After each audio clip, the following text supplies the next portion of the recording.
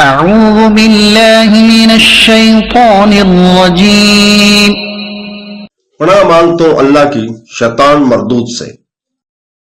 الذين يلمزون المطوعين من المؤمنين في الصدقات والذين لا يجدون إلا جهدهم فيسخرون منهم سخر الله منهم ولهم عذاب أليم.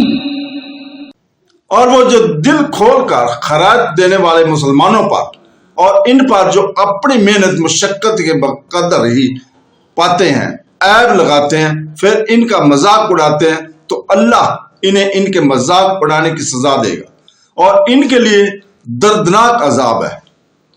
These who criticize the contributors among the believers concerning their charities and criticize the ones who find nothing to spend except their effort, so they ridicule them. Allah will ridicule them and they will have a painful punishment. صدق اللہ